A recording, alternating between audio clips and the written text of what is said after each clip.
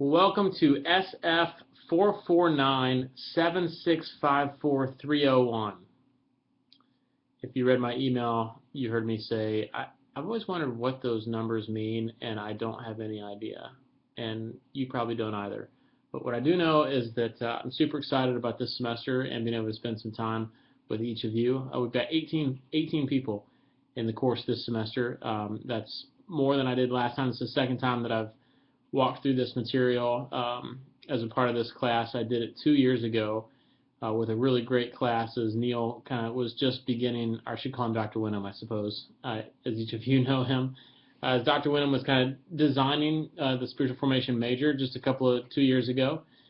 And he and I sat down together and kind of designed this course out, and we had kind of a pilot group of students, and it went super, super well. I think it was helpful to those students, and I hope it'll be equally as helpful for you this semester as well. We've got 18 in the class.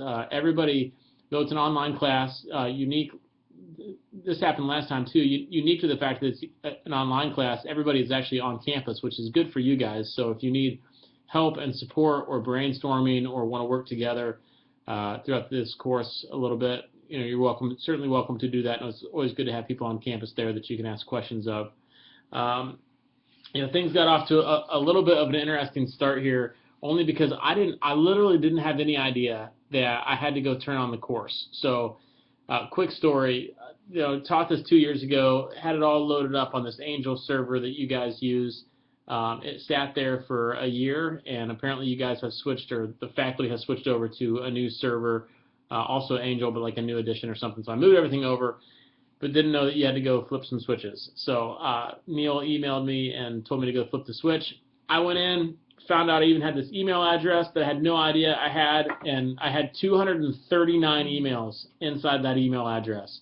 Now, most of them were like maintenance update kinds of things from Tom Sowers and other people like that, but there were about 12 emails from you guys totally freaking out about how we were going to start the semester and what the reading schedule was, and wanted to get everything organized, and I appreciate that. I remember what it's like to be a student. I was a student at Lincoln Christian University as well several years ago, maybe 16 years ago now, but I was there with you, and I remember doing the freak out dance right there in my dorm room, trying to figure out how am I going to get this all done in the semester and get it all laid out from all the different classes, and I know that that's been a little bit of a panic moment for some of you. But we're good, and we're getting it started now. So everything is turned on, everything's live, and we're good to go for the semester. So one thing, though, that I want to do was I want to take some time here together to walk through the syllabus and begin to lay out some expectations for what's going to happen, what we're going to do together this semester. When I did this course 2 years ago, I had the opportunity to come down and spend the first session with everybody live, and we got together at Neil's house and we had dinner. It was amazing. You should have been there, but you weren't. And I wanted to do it again this year, but my schedule is totally different now than it was 2 years ago, and wasn't able to get down there to be able to kick off the semester with you. But I am hoping that we can have some face-to-face interaction together at some point during the semester. In fact, later on, a few weeks from now, I'm going to encourage you to send some emails around and see if it might even be possible for as many of you who want to make a trip up here to Rockford, where I'm at, and we could spend a day or two together kind of working through some of these concepts, but we'll get to that a little bit later on. So you should have the syllabus by now. If you don't, go ahead and grab this. It's listed on Angel there. You can download it and have that in front of you. If you don't have it in front of you, go ahead and push pause real quick and do that and get it in front of you, because I just want to walk down through a few of these things so that we're all on the same page as we get started. So let's walk through the syllabus, and then I'm going to take a little bit of time here in a moment just to kind of introduce myself. So, all right, here's what we're doing this semester. This is a 3-hour course, and we are going to do a ton of work together. But here's the cool thing. I know it's going to feel like a lot, and for some of you it feels like, man, this is a pretty intense workload, and I can appreciate that it's going to feel like that. But you're going to finish this semester with a comprehensive project that is actually going to be something you can carry with you into a job interview and show a future employer, a future church, a future eldership, and say, hey, here's what I think about spiritual formation. I've done some thinking about how I would actually begin to coordinate this and lay it out, in real time and real life ministry inside of a church. Here are the sorts of things that I think I could do or bring to your church. And I think if you'll put in the work and the effort, you're going to walk away from this course with a super practical approach to spiritual formation that will be a real benefit to you in your career. Neil and I have had multiple conversations, just shy of debates. I don't think you can actually debate with Neil. He's entirely too nice to debate with. But one of my hopes for the spiritual formation major, and one of the reasons that I personally am so excited to participate in it and be able to contribute to the major, is that I can appreciate how there is a leaning towards the mystical and the monastic, and yet most of us, dare I say all of us, are going to end up living in a very active life, not a monastic life.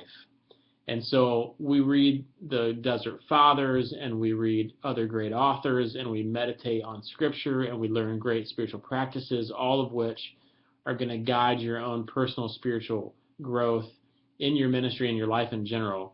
But then we go get jobs, and we go work for a local church, and we have a boss, and we have a lead pastor, and we have an eldership, and they expect us to do things, and they want us to actually implement things. And yet we've spent all of our collegiate career thinking, not doing. This is a course about doing. And I want to encourage you and equip you and prepare you to be in a position to know how to articulate both what you think about spiritual formation, but then how you would begin to implement that in real time among real people who have real families and real jobs and real obligations and are doing their best just to come to church once a week. What are the sorts of things that we do to help coordinate a spiritual formation process for them? And then how do we begin to assess that and make sure that it's actually effective and working in the local churches where we're implementing that? So that really is the big picture of this course. That's what I'm hoping that you walk away from at the end of the semester, that you'll actually have a real portfolio in your hand that you could carry into an interview. And when a lead pastor or an elder or whomever it is you may be interviewing with says, so show me some things that you've done. What would you do if you were in this job? You could say, you know what, actually, here's what I do. And you can actually put a portfolio down in front of them that would begin to summarize that.